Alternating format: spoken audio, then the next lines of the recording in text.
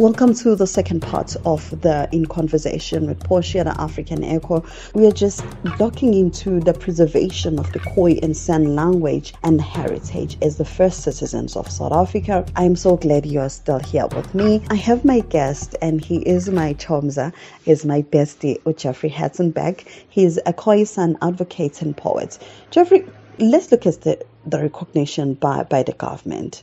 The government of the country recently held the national conversation for Khoi and San leaders that was set to discuss the integration and the recognition. What are your thoughts on this initiative?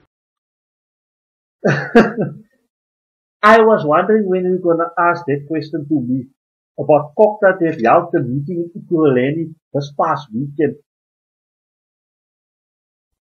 In my opinion, I don't think that this whole thing is going to work out. Sorry to say this, I don't want to be a prophet of doom or bearer of bad news, but no. How can COGTA do this if we as a Khoi people, we are not even acknowledged? We are not even part of the statutes of UNESCO or the United Nations as South Africa as a nation because COGTA is just traditional affairs. We don't have a minister of First Nations people or Khoi people. We don't have that minister. So UNESCO and the United Nations or the UNDRIP, the United Nations Declarations of Rights of Indigenous People, number 25 of 2005, that was been implemented and has been repealed in 2007 as the UNDRIP of 2007. It's not even, we are not part of that, of UNDRIP. So I don't see anything that integration and recognition is going to work because we are not part of that. Countries like Australia, Canada, they have their ministers in their government of indigenous affairs. We don't have, so I don't see that this is going to work out because we as Khoi people, we are a nation, we are not traditional. And for the record, I see now that land expropriation without compensation is being discussed. Where is our Khoi people's communal lands? Because we all know the Zulu, Xhosa, and all the other traditional houses, they have their communal lands that was ex-Bantustan in the apartheid government, you know? So how are these things for our Khoi people if we don't have our communal land? Nothing will happen.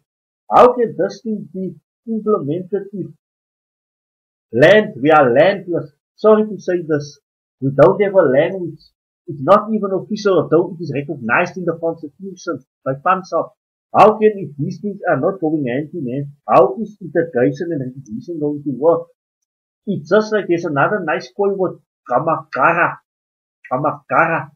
to fool or corrupt people with things that could make them come or believe that they are being recognized, which we are not. So, we have a long road to walk regards to this. COGTA, in my opinion, mustn't take people for fool because we all know elections are done. We are now focusing on municipal elections, and municipalities are the most important part that Khoi people are being, and our people. And for the record, I know for a fact we have been in Stats South Africa, the latest census. They want to see how many people are putting on population registration and implementation on the ballot forms, Khoi or Khoisan, as they say, which is another problematic word. Nobody will do it, and they will just say, but here are colored boxes filled in. So how can we acknowledge people if nobody identify themselves as Khoi? So, like I said to you, I don't see this whole thing is working out. But we hope for the best. Jeff, we are chatting up today. Just a week to come, it's going to be the deadline for the Khoisan community recognition application. What does this process mean to Khoisan people? How can they ensure that their voices are heard? What can you say to assist? What I can tell you now, the interesting part of Khoi, unique aspects of Khoi is, did you know that of the 4 clicks that you get in Khoi, that you can use one word, and all 4 clicks can be used in the same word with a different meaning. For example, there's the one part of, I will just take the word now. Then you use the click the one. Now means to have a ceremonial. For like in the Bantu culture, the ceremonial of initiation, that is what now in Khoikhoi means. Then you get with another click now means to hear now. And also then you get now with the exclamation mark now. That means to be in shell-shockness. Like for example, now, like thundering in, more like in the effect of the word bomb, to be in a great awe, what you see, what you hear, or what you perceive. And also the last click, the now, which means you assault physically a person. So that is the thing. How can we, just like this great Povaso language, when these things have been brought unto us, even, I don't know if you know the book that was published in the 18th century by Reverend Johannes Orff of Germany, of the Khoikhoi language. Did you know that, for interesting sake, that Khoikhoi, another aspect that is unique, Khoikhoi have 37 pronouns. And can you give me, it's not that I'm trying to downplay anyone's language, but which language in South Africa or even Southern Africa has 37 pronouns that Khoikhoi have? And that is quite interesting. Beyond government intervention and beyond government trying to really intervene, what are some of the grassroots efforts that are currently happening to promote the heritage and the right of Khoisan people? On grassroots levels, efforts that are being done, especially my work, what I do is I go around to schools, library, I do awareness, although I'm an artist, I also a diploma in marketing, so I use public relations and marketing and whatever strategies to promote my work. And it's a good thing because you get that good public relations and publicity in media and so on, social media. And I use also my social media platforms to promote my work and do visual arts for writing stuff and posters, and then I share it on my social media to build their consciousness or Anna to people, Anna of consciousness. What is going on? What are we doing?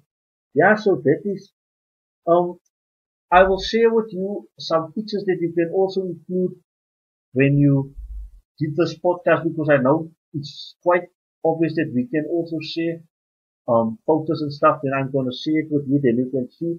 My advice to young people is be anapeka or unapologetic. Don't let society define you. Be you. If you are you, people will have that worship or respect towards you, because that is what we worship. Respect is the most important thing that we have. Support that can be used to utilize Khoi workies. Make your voice heard. Tell us what you think.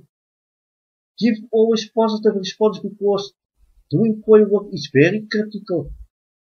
How we work and how we approach our work is very important for us, because we as artists that do this work, we are, I don't want to say this, that we are not the faces, but we give the message out for people to say, here is people that do this work, invest in these people, invest in their work, because as artists, investing is very important in dramatic performance, visual arts and so on. So yeah. Jeff, you use poetry and storytelling to reclaim and revitalize Khoisan identity. I know that part of your work is also to work with the children in your community. Tell us deeply about this. If you can share just a piece of your work to capture this mission. In projects, currently I have my own initiative here in Clarkmouth where I live. The Pohokwa Scholarship or Pohokwa Fine Arts and Films, where I do work to make awareness about Khoikhoi and what important work Khoikhoi is to uplift communities through arts. My message is always be yourself, knowing to yourself and know thyself in what you do.